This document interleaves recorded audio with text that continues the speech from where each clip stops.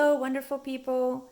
This is a video on qualitative and quantitative spending multiplier where I get to give an example that qualitatively tells the story and quantitatively puts some numbers to it so we can measure it. So how does the multiplier work? Let's take something we understand in Western Massachusetts. For instance, Christmas. On Christmas, they do Bright Nights. And Bright Nights draws many different people to the area, many different cars, each one being charged quite a bit of money.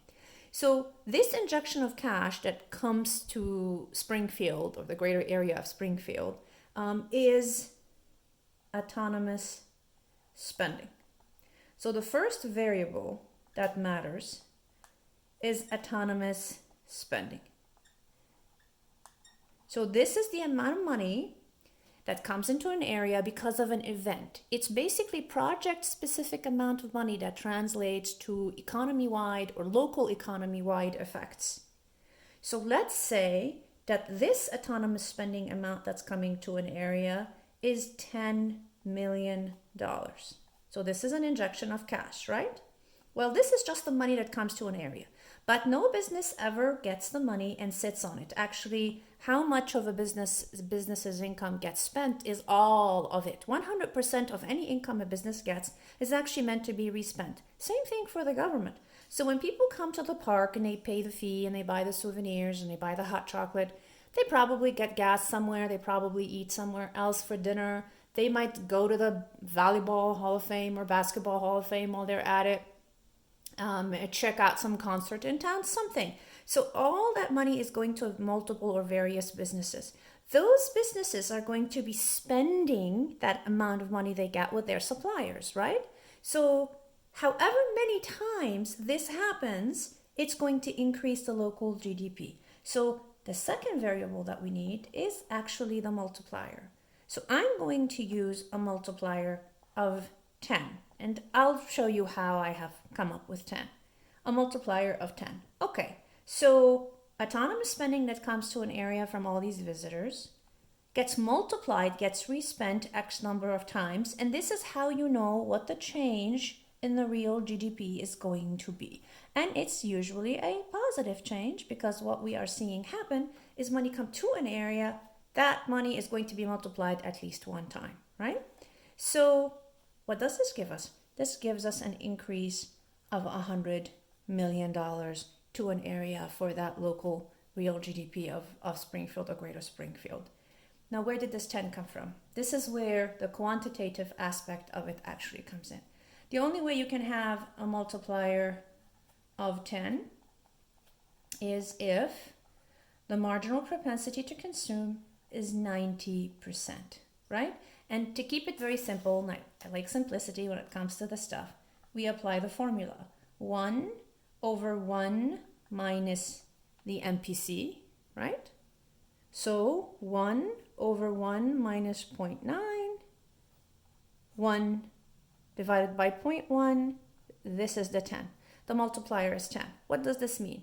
It means every dollar in autonomous spending gets respent 10 times. That's what this actually means. Therefore, making the real GDP increase by 10 times the autonomous spending that came to an area. Why do we keep saying autonomous spending, autonomous spending? Because autonomous spending is the income that actually belongs to businesses and to the government. So here's what I'm gonna do next. So I'm going to show you what this means before I let you go. The GDP equals total expenditures, which equals consumption, plus investments, plus government, plus net export.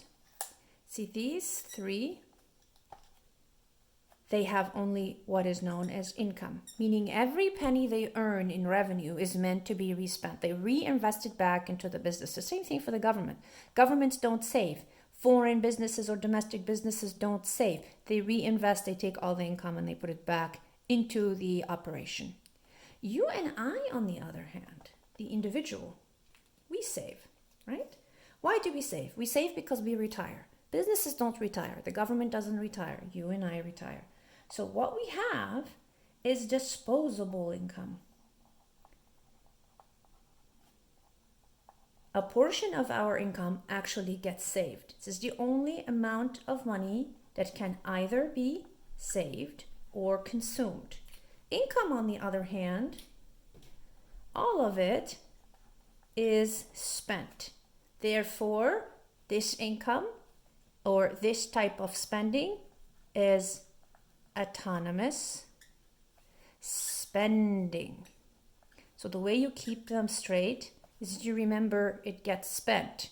All of it, 100% of it is being spent. It's called autonomous spending. But the consumption expenditure, which is the household sector, has a portion that actually gets saved.